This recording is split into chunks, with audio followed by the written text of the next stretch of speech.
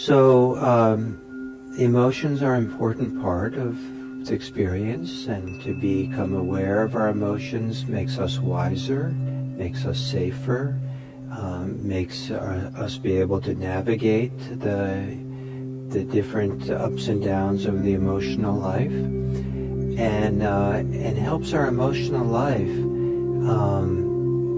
to kind of come to fulfillment, or come to some kind of to move through us, and to allow them to find their own way. I like to think of the word emotion, coming from Latin, meaning motion, movement, and then which means out, and as a prefix in Latin, that emotions are moving out, they're in movement.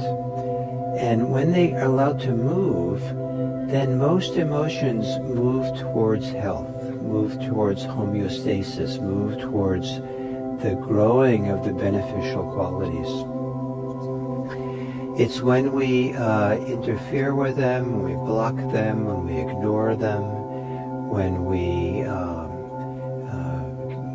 somehow try to manipulate them, or just, we get too involved with them, that emotions gets much more difficult.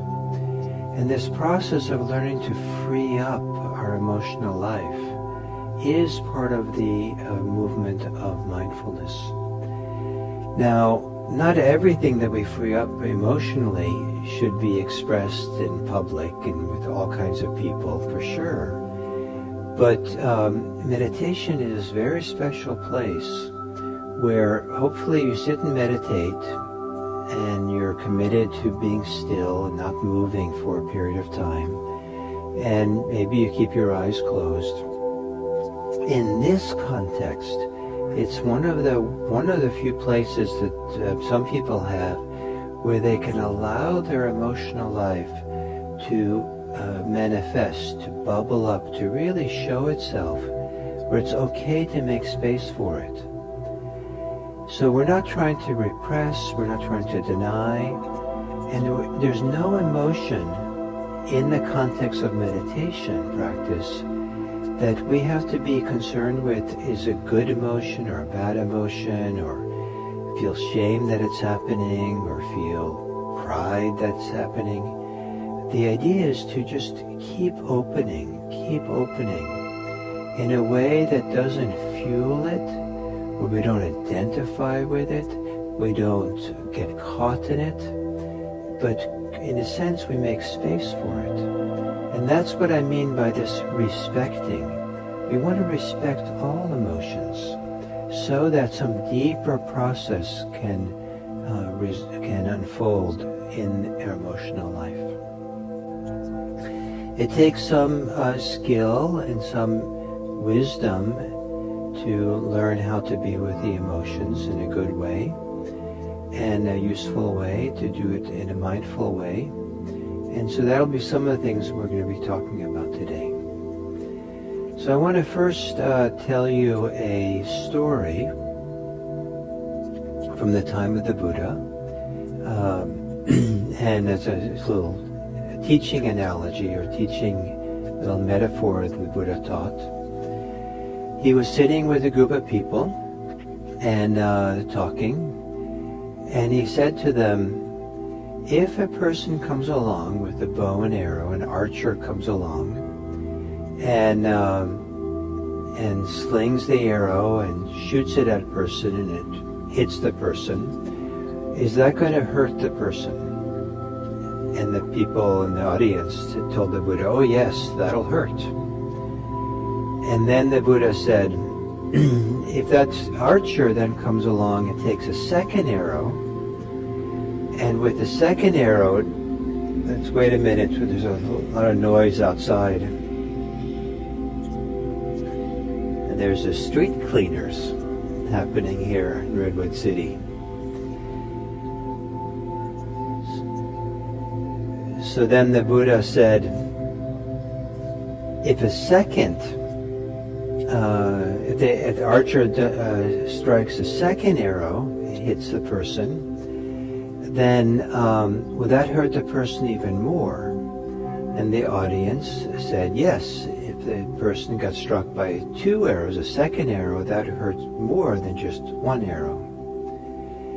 So then the Buddha used that analogy to say this, something like this, to paraphrase him, that the first arrow is what life does to you. And there's no guarantee that life doesn't throw you arrows.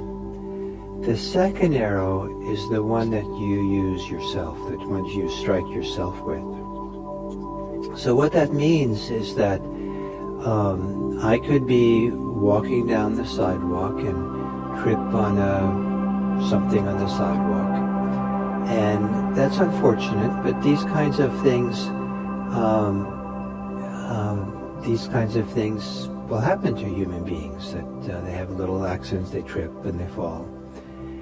And so I could then get up and I could now be angry with myself because I'm a bad walker. I'm not a very good walker. Or since I'm a mindfulness teacher, I might say, oh, this is embarrassing. You're a disgrace to the world of mindfulness, that you weren't paying enough attention to notice the crack in the sidewalk, and maybe you're not really up to being a teacher, and certainly don't want to admit it to everyone who's around the world seeing this, and I could bury myself in self-reproach and self-criticism around the fact that I tripped on the sidewalk. Or I could trip on the sidewalk and then pick myself up and make sure I wasn't injured, and remind myself in the future to be careful with that part of the sidewalk, and just keep walking along without shooting second and third and fourth arrows into me. So life as we live it, all kinds of things happen. Some of them are unfortunate, some of them are painful and cause difficulty and challenges. And then there's the second arrow that we're responsible for. Not all the arrows are we responsible for, but the ones that we can do something about are the ones that we shoot. And so the idea is to experience things without the reproach, without the criticism, without the anger, without the clinging down, or just to experience the first arrow and let it be. For some people, it isn't just one arrow they shoot. Something happens, they trip on the sidewalk, they criticize themselves for being a poor walker. That's a second arrow. Then they think about all the people who might have seen them, and now they're embarrassed. That's maybe the third arrow. And then they tell themselves that, I really need to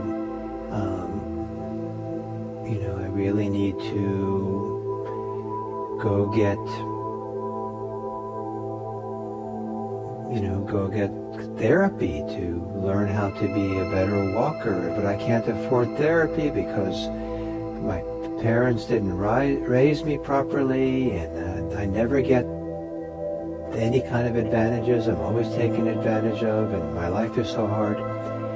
All those things might be true. I don't want to diminish anyone's life, but to keep slinging those arrows at oneself is debilitating.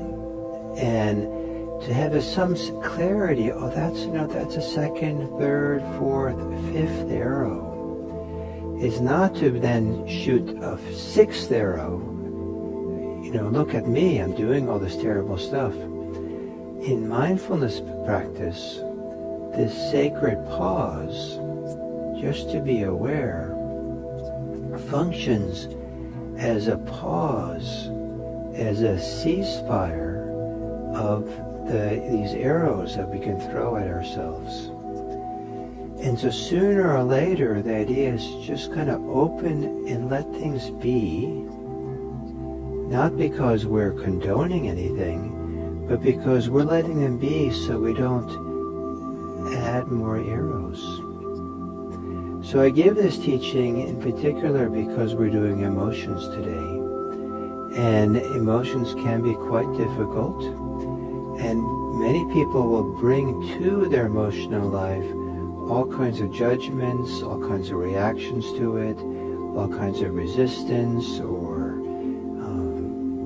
ideas or things that are little bit or very much so in the domain of these extra arrows. It makes it actually harder than it originally is. Some emotions are hard enough as they are, but to add the arrows makes them more and more difficult. So to learn to be mindful of emotions is to learn how to keep the emotions simple. Just allow the emotion to be there and respect it, look at it again, make space for it, for something that might unfold. So to start this process of looking at the mindfulness of emotions, I'd like to ask you to just as you are, no special change of posture, whatever posture you're in, to close your eyes. And then if you could just check in with yourself as you are and notice what emotion is predominant in you. How are you feeling? And any way you're feeling is allowed for this exercise. And it might be very subtle. Maybe you're subtly impatient, subtly content.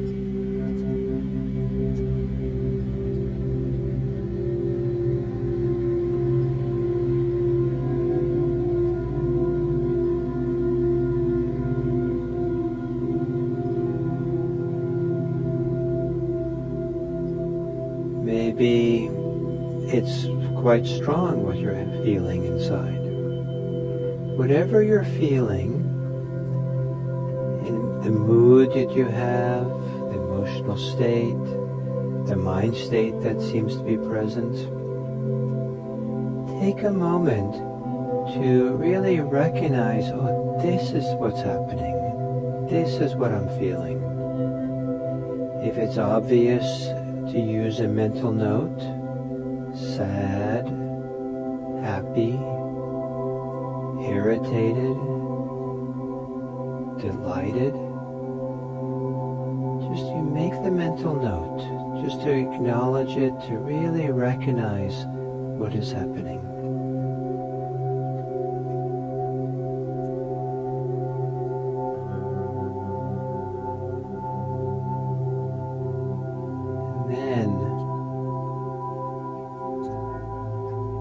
Having recognized how you're feeling, now do what I taught you, I think, the first day. Do the 3-breath journey. Just allow yourself to breathe the way you are, but count your breaths to 3. And just really kind of in the middle of how you're feeling, just tune into your breaths and breathe 3 breaths in a clear, connected way.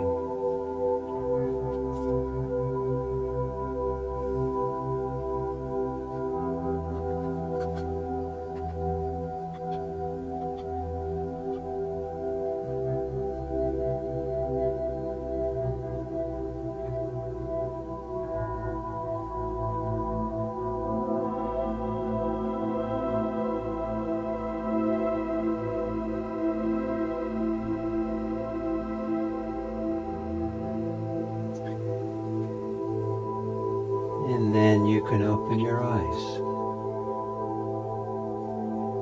So of course I can't know what everyone's experiences of doing this little exercise. But one of the possibilities that maybe teaches a little bit of something is that some people, when they take time to see how they're feeling, for some people it's the first time they've checked in and they notice what's happening. They didn't really know clearly what they were feeling until they stopped to look. And that can be useful to know. For some people, you might have already known what you feel, but to clearly acknowledge it, to recognize it, maybe something different happens. There's more space for it or more clarity. Sometimes the very acknowledgement of something reduces its hold it has on us. Some of the ways in which we're maybe struggling with it, or it's struggling with us or something. And then kind of allows it to be there. And then allowing it to be there, but not giving it any real attention, but not ignoring it either, by taking 3 breaths in the middle of it. Kind of, for some people then will remove some of the ways in which they're entangled with it, or fueling it, or reacting, or judging, or concerned with it. That there makes more space for the emotion to be there, but we're kind of like getting even more out of the way to allow it to settle, or to open up, or something like that.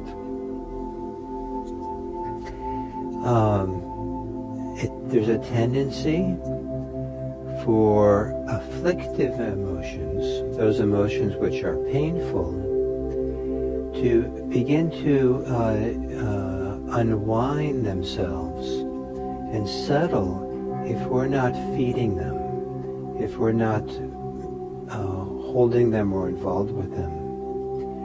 There's a tendency for the beneficial emotions, the ones that can really come from a deeper place inside, and the afflictive emotions, that as we hold them and see them in awareness, they tend to be onward leading to a little bit better states. They can get stronger, there's more space for them.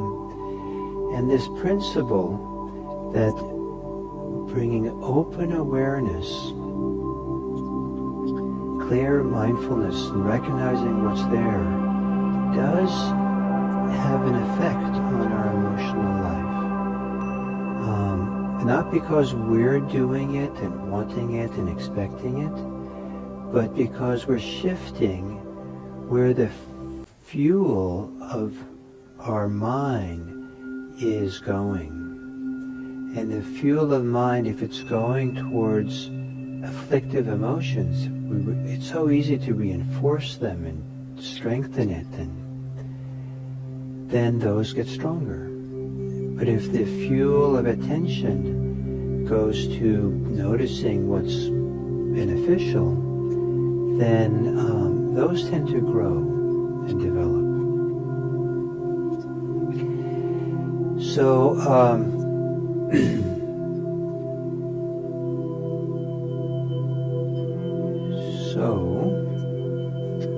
let's do maybe a 15-20 minute meditation.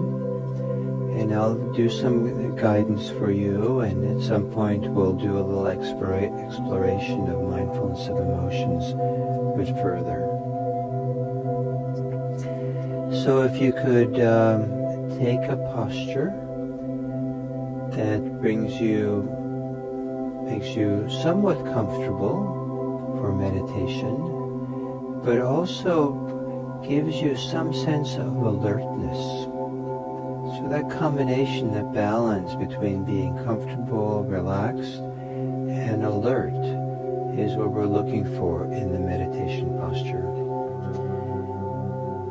And for some people, that's to sit a little bit straighter than they normally would. Just so the spine maybe almost is a little more energized or alert in itself.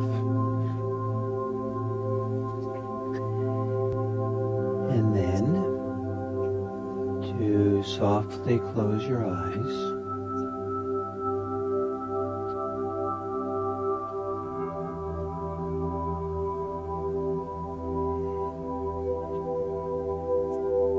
And to have a little process or ritual to help you arrive, help you really connect to yourself here and now.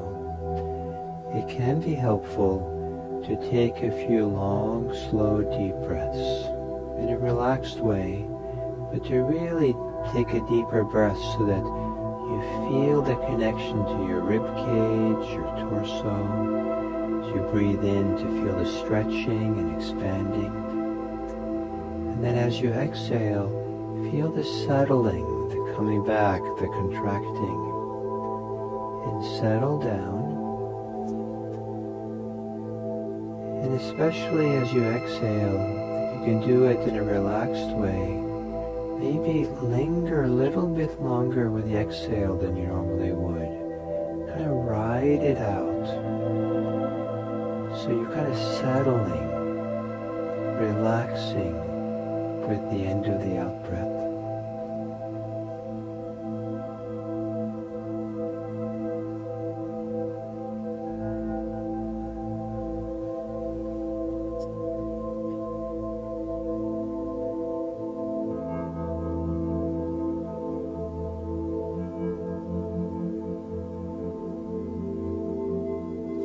And then letting the breathing return to normal. And also to help us kind of arrive and be here in a little bit fuller way, it can be helpful to roam around your body, to notice where in your body you can relax muscles. Might be possible to soften the muscles of the face,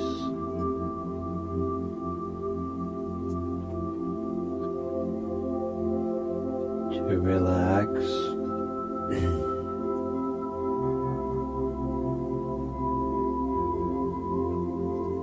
the eyes. Maybe the eyes can rest in their sockets. Some people do mindfulness by trying to see, even with their eyes closed, they're actively engaging their eyes. To let the eyes be soft, resting. It might be possible to relax and soften the shoulders.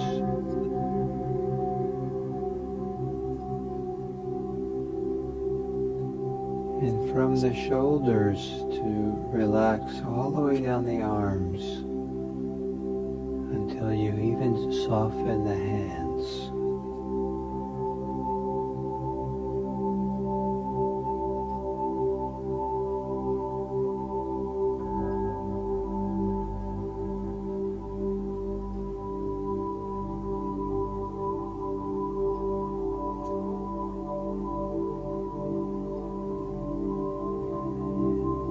Be possible to soften the chest.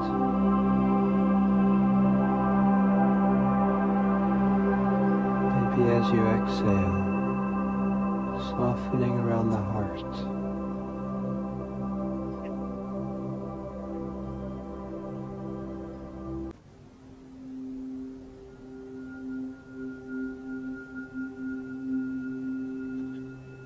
And softening the belly.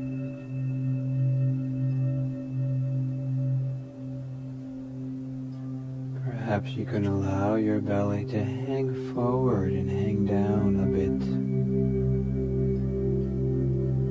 releasing any sense of pulling the belly in.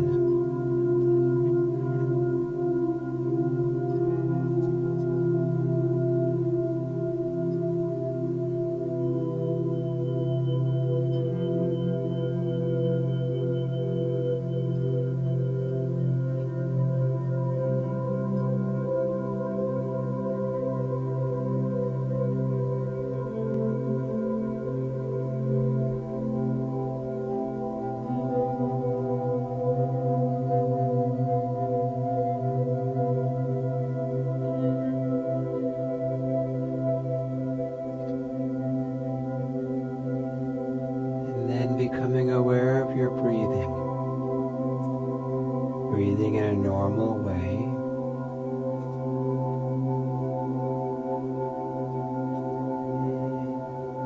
And allow yourself for a few minutes to notice the body's experience of breathing.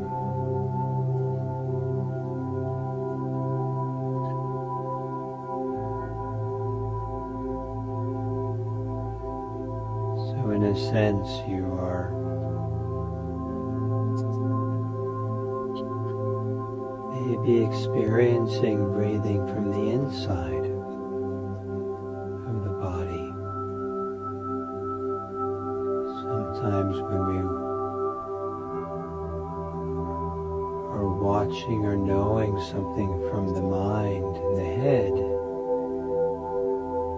we might even almost be outside of the experience.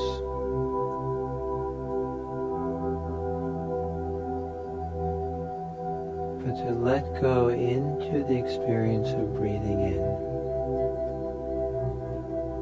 Let go into the experience of breathing out.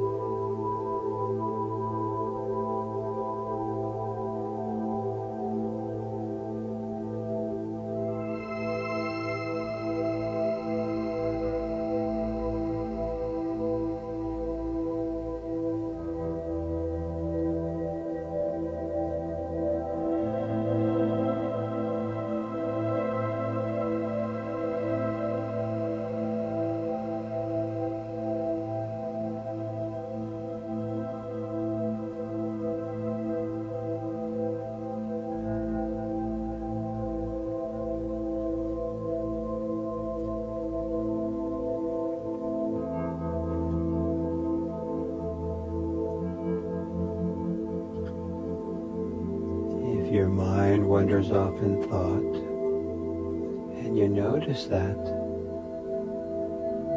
make a small mental note, a gentle, quiet note, thinking.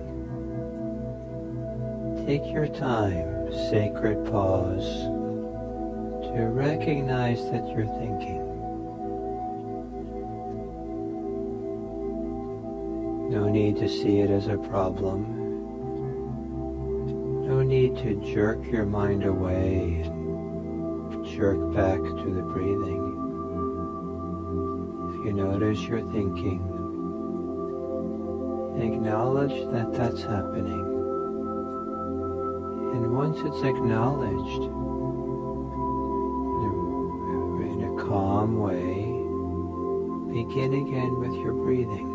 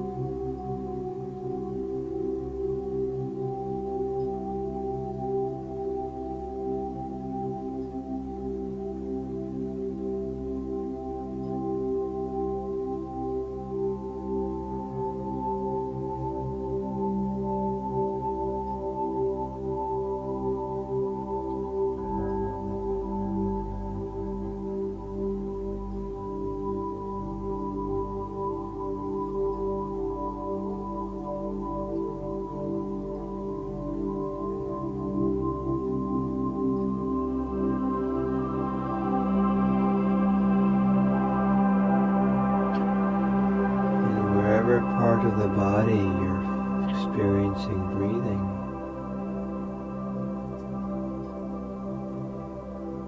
Let yourself feel the sensations of that part more fully. See if you can gently sense or feel the various sensations that come into play.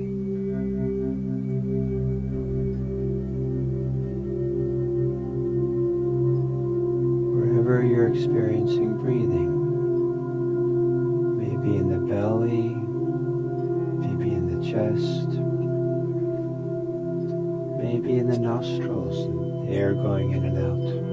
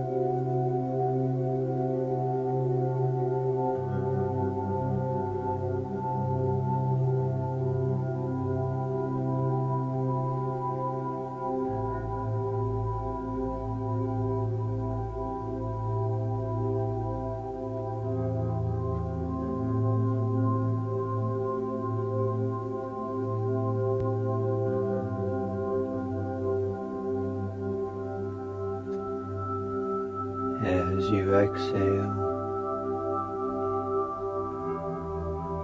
gently see if you can relax with the exhale. Let go with the letting go of breathing out. Letting go into the experience of body breathing.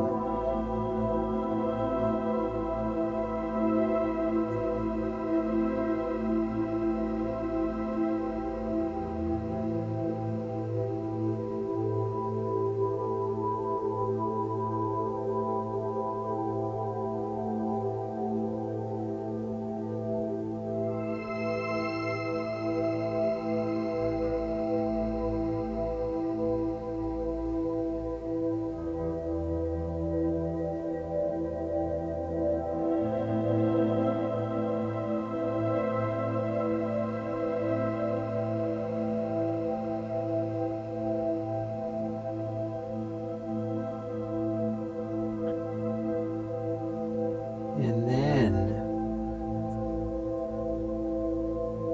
look around inside and notice how you're feeling right now. Even if it's subtle, what is the basic mood, emotional state, mind state that you have?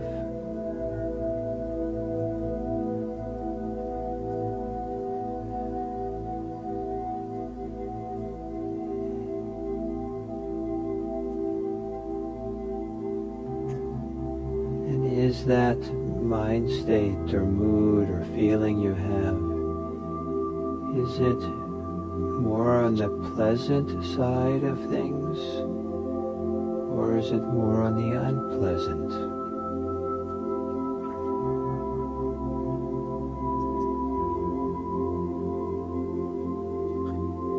And regardless if it's pleasant or unpleasant,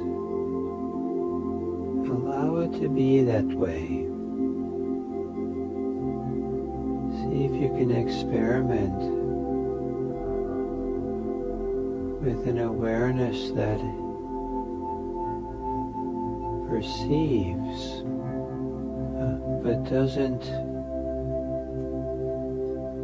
add second arrows, doesn't get involved or entangled, doesn't judge. Just be aware of what's there.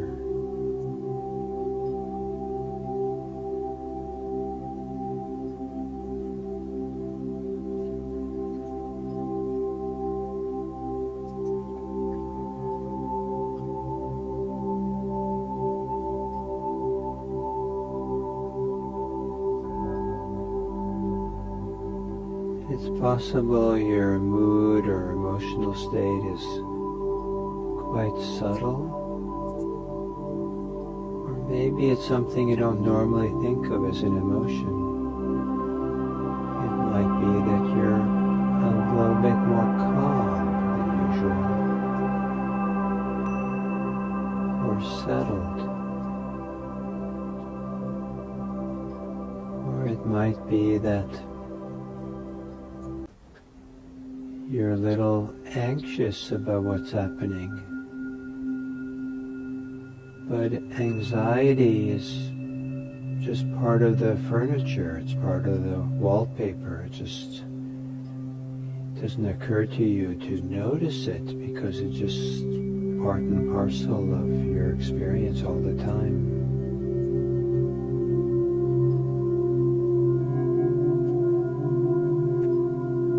Maybe even there's a feeling of clarity or a feeling of dullness. There might be tiredness or feelings of being energized.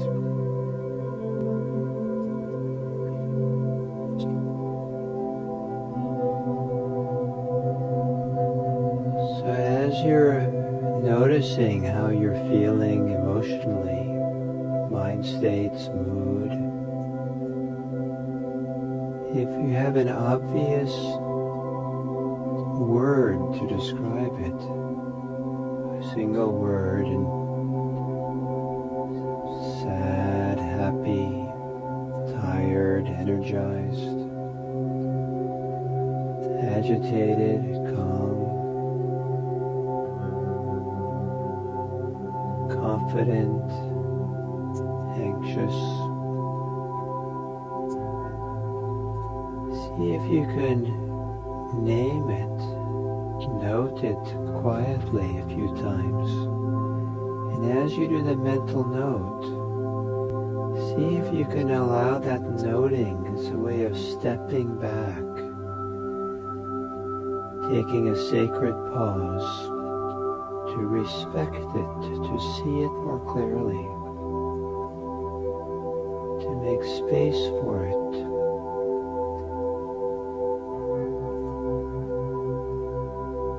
To allow it to be while you recognize that it's there.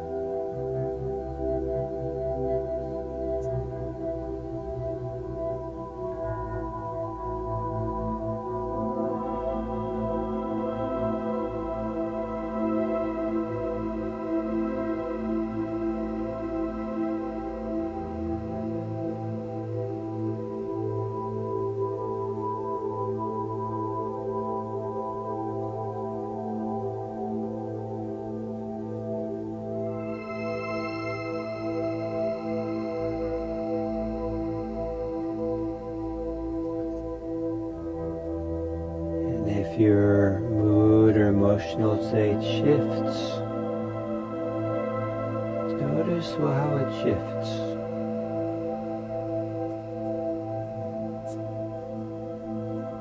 Maybe it gets stronger, maybe it gets weaker, maybe it transforms into something else. Maybe it disappears. And if it disappears, see what's replaced it.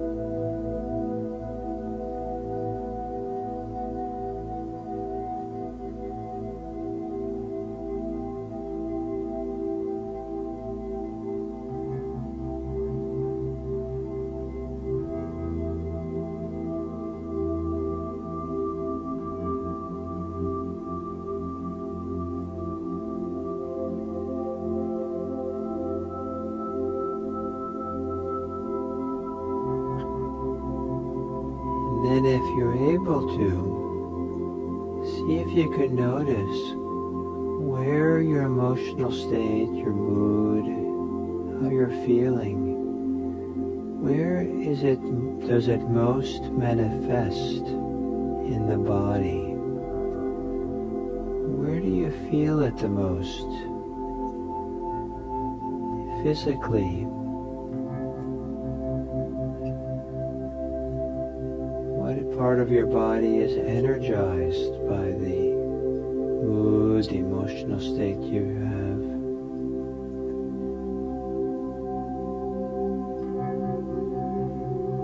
It might be anywhere. It could be in the belly, in the chest, in the face, the shoulders. It could be in the arms, the hands, the legs, the feet.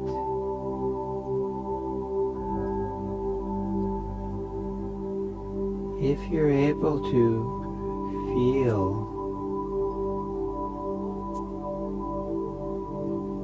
the physical side of the emotions that you're having,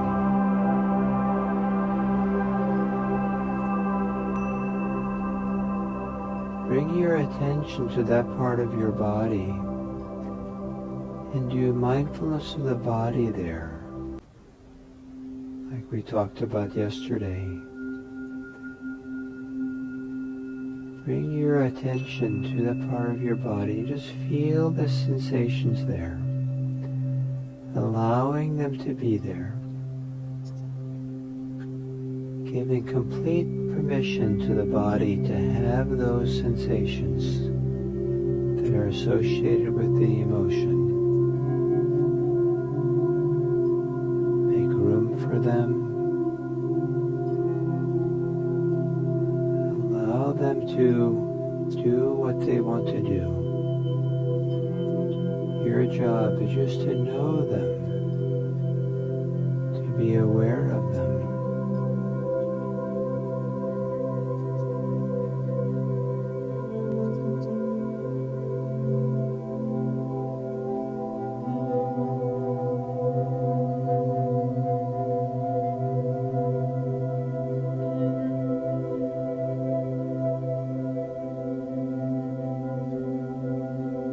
And to notice what happens to your emotion if you allow yourself to focus on how it feels physically with a relaxed awareness, just to make space. It's a way to respect the emotion.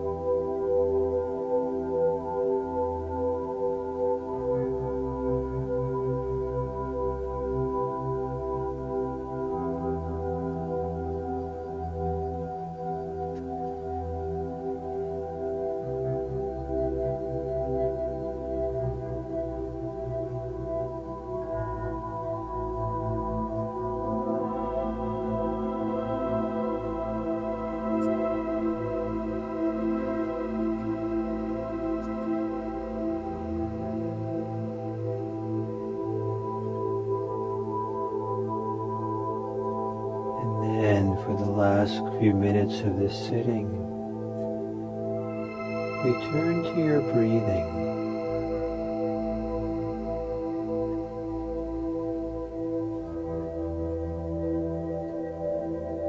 Perhaps imagining that the breathing is a gentle wind or a gentle wave that comes and goes, that washes through your whole body, that gently massages whatever you're feeling right now,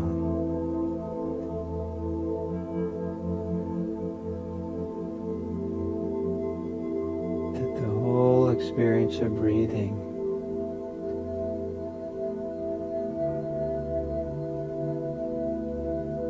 is like a little tender wave of caring for you and caring for what you have, whatever is going on, breathing through and with what's happening as the breath travels through the body.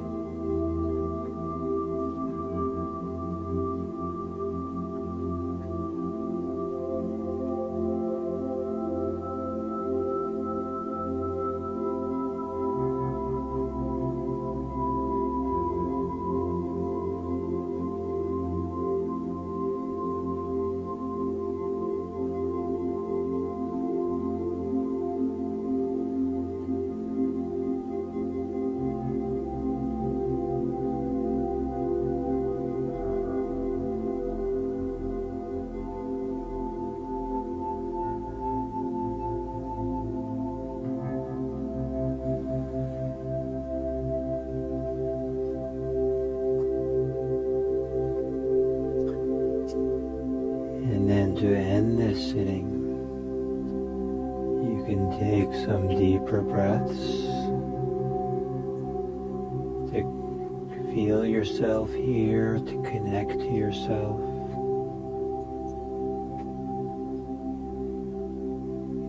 Perhaps feeling your cushion, your chair.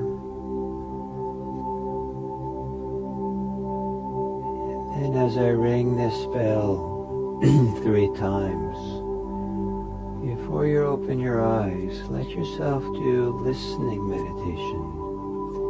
Just hear the sound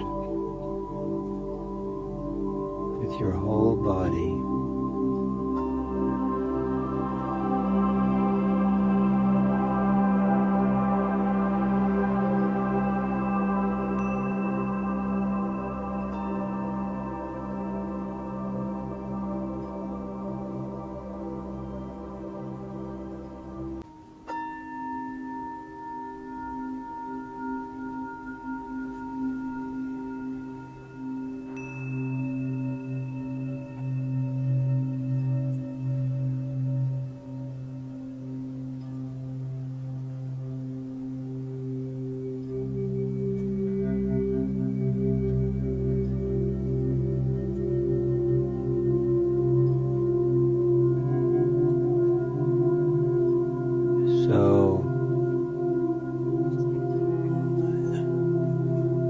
Perhaps some of you got some sense of a different way of being present for your emotions than you normally do. And certainly to be aware of it maybe with, in a sense, more permission for the emotions to be there, but without being involved with them, without being for and against them, just being aware of them. It can help to recognize them clearly. Sometimes the emotions need to be acknowledged. And something different happens if we fully acknowledge an emotion, maybe by naming it. And also, it's possible then to also feel the emotions in the body. And this is why I like to teach mindfulness of the body before doing emotions, because part of what an emotion is something that's energized or engaged, that sensations that come alive in some part of the body associated with that emotion.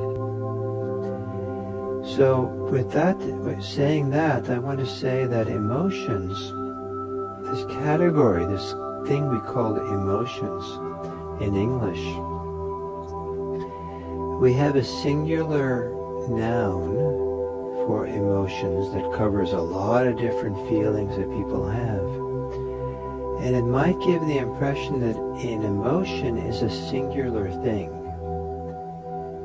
But the emotions that we have are composites. They're actually coming together of different parts of our psychophysical being to operate together.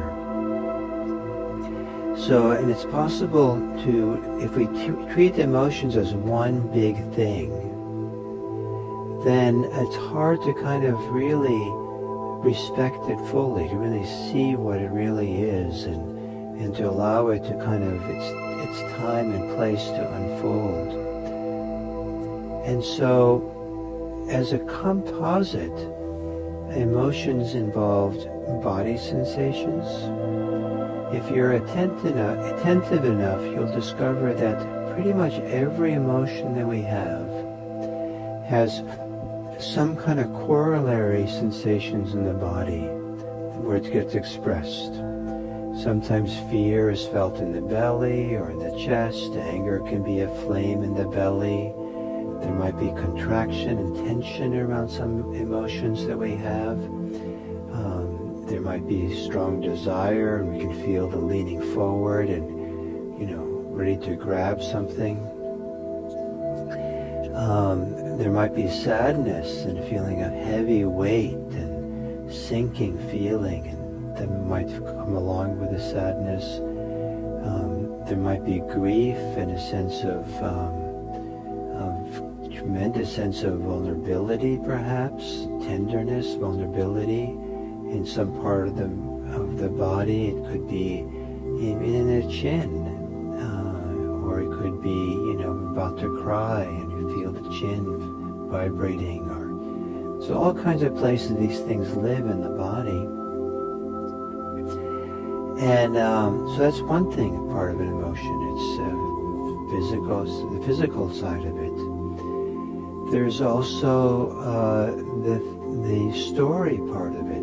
The story, the ideas, what we tell ourselves, what we're telling ourselves around it. And sometimes the stories we're telling and repeating are the very things that are fueling the emotion.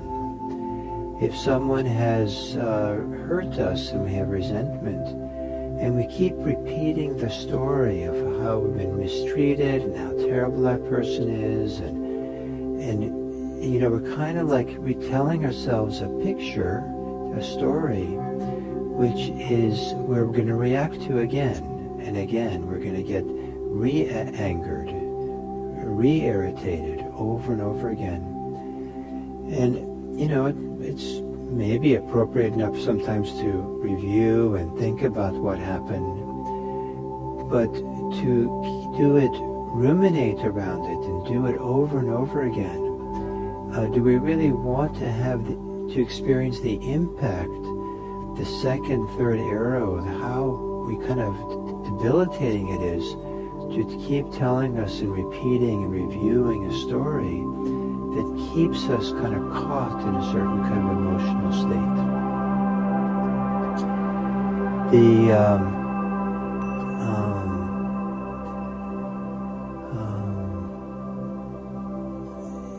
And so, like, grief is one. Grief is part of human life, and it can be quite sad, the stories, the events that bring on grief. But there's one way of grieving, that we keep living in the stories and the ideas and the predictions of the future, and reviewing everything, and that really, and feeling maybe self-pity or feeling sorry for ourselves. There's all these ways in which we kind of are weighed down by it. There's a way of respecting grief, allowing grief to be there, realizing it's a human phenomenon, but not to add second arrows, not to add the stories and beliefs. So part of the ideas and thoughts of beliefs also have to do, and emotions also have to do with beliefs we have about them that, make it more complicated to have the emotion. Some of the beliefs actually are the trigger for the emotion. There's also what we want that's part of the emotional life. A good part of emotions, they have a motivational side, something that we're trying to do or something we want. So fear, we want to be safe. Anger, we want to strike out. Grief, something wants to move through us and express the sadness we have, the tears that want to come. What is it that wants to be expressed? What wants to be motivated? What's the desire that's part of the emotion? And then there's something that is more the emotional mood, the mental mood that's associated with the emotion. So these are all component parts that we can kind of, if we're not just looking at emotion as a singular thing, we can start feeling these different parts. And the emphasis for today is to, when you have an emotion, is to start becoming familiar with what it feels like from the point of view of the body. What happens in your body as you feel the emotion? Where does the emotion most live in your body? What are what's vitalized, what's energized in your body with the sensations and what happens to the muscles in the body as this emotion appears? And there's two primary reasons that are very useful to check in with the body, feel it in the body. One is that the body sensations around emotions are not part of the story. They're always in the present moment. They're present moment phenomena. And by grounding ourselves and connecting to the physical body part of the emotion, we're respecting the emotion, we are attending to it, but we're not reinforcing the rumination. We're not going on and thinking and thinking and thinking over and over again, getting swept up in the story. And this idea of learning how to step away from the story, that if we're repeating it way too often, and grounding ourselves in the body, starts giving space, room for the emotion to unfold the way it needs to unfold. If we can get out of the way of emotional life and allow ourselves to feel it and make room for it, our emotional life generally knows what needs to unfold, sometimes much better than we know ourselves. And so then that opens the second advantages of mindfulness of the body when we have emotions, is that there's something about feeling the emotion physically in an embodied way that allows the unfolding, the movement of the emotion to move a little more freely. It's almost like by feeling it in the body, in the chest, the belly, in the face, wherever it might be, that we're making room for those sensations to move and to change. And so as those have a chance to unfold, to move, to change, that is synonymous with allowing the emotion to resolve, to unfold, to dissolve, to do all kinds of things. And I'll talk more about emotions tomorrow and how to practice with them and include them as part of meditation. But for now, I want to emphasize just that for the next 24 hours, as you have emotions going through your day, that you might want to drop back and make it really simple. Drop back into your body and see what's happening in your body as you're having those emotions. What do you learn by studying the physical, embodied side of the emotion? What happens if you give yourself the sacred pause, the respect to really feel, make room to feel it in your body? And not just race along to the next thought or the next story or the next activity, but really to feel it there. What difference does it make to feel it in your body?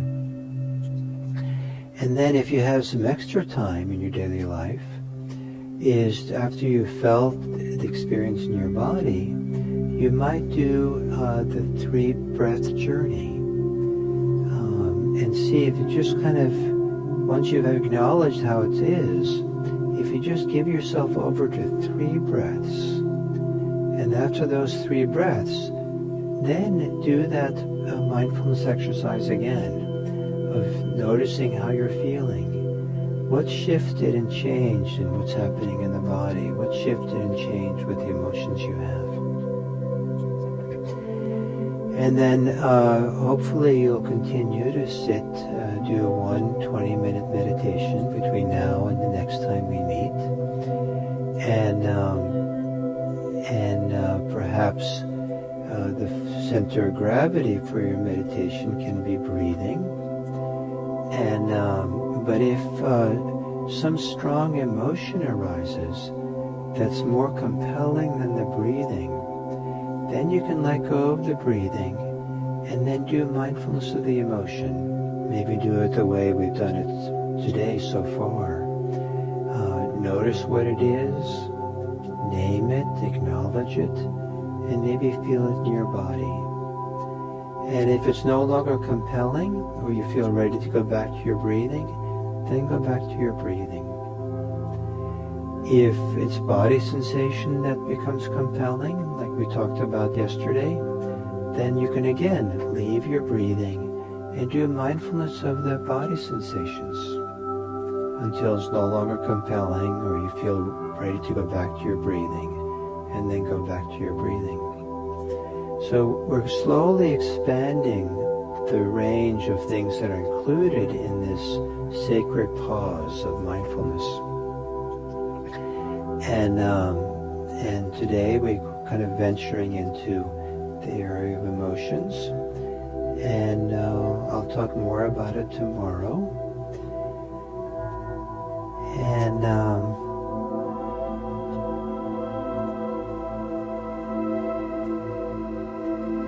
so then we'll end with another very short meditation. So once again, if you'd be willing to close your eyes. Part of the reason for closing the eyes is so that you can feel your insides a little bit better, rather than concerned with what you're looking at.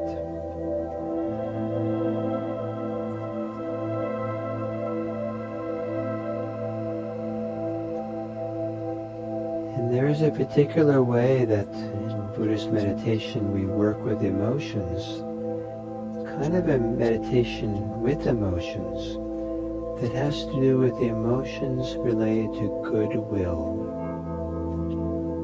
to being friendly or kind. And you might sit here for just a minute or so and use some thoughts. Now you can use thoughts to tell yourself wishes of goodwill towards yourself. Think about how you would like to care for yourself and care for yourself, what you wish for yourself, and offer yourself some positive wishes. Something like, may I be happy.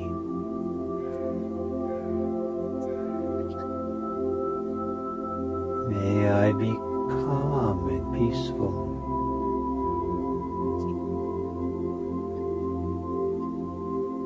May I be safe.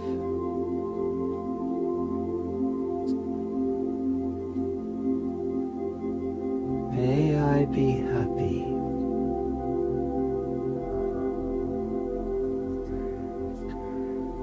And if you can offer those good wishes to yourself from some place inside that, you really mean it, this would be nice if this could happen, then perhaps you can also receive it well, that it's nice that you care for yourself, especially if life is difficult.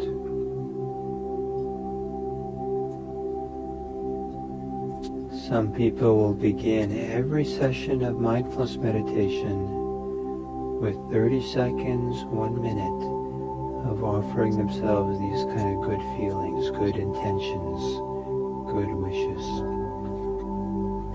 Some people will end their sittings for 30 seconds or a minute with that.